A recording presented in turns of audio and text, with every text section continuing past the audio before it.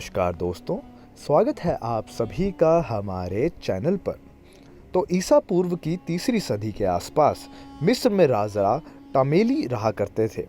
एक दिन उनके मन में गणित सीखने की इच्छा जागी। इसके लिए महान गणितज्ञ यूक्लिड को बुलाया गया। यूक्लिड राजा को रोज गणित पढ़ाते, पर उनके दिमाग में गणित बैठता ही नहीं।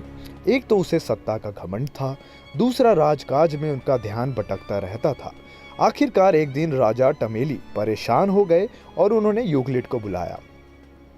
यूक्लिड के आने पर राजा बोले, आप तो बड़े विद्वान हैं, मुझे कुछ सरल सूत्र सिखाइए ताकि आसानी हो।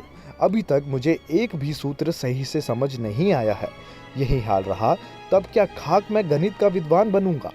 राजा की बात सुनकर यूक्लिड ने मुस्कुराते हुए कहा, मैं तो पूरे मनुयोग के साथ गणित के सबसे आसान सूत्र ही सिखा रहा हूँ।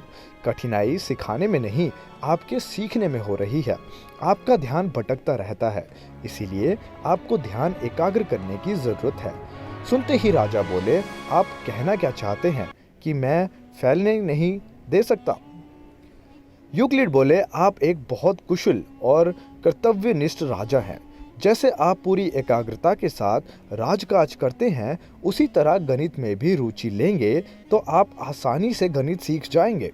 गणित को भार न मानकर लगन के साथ इसे समझने का प्रयास करें तो सब कुछ आसानी से इच्छा अनुसार हो जाएगा। अब राजा टमेली को यूक्लिड की बात समझ आने लगी थी।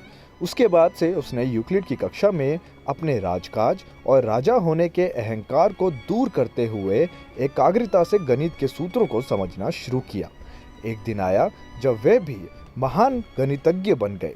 सीखना हो तो अहंकार से दूरी बनानी पड़ती है और धैर्यपूर्वक और ध्यानपूर्वक काम करना पड़ता है।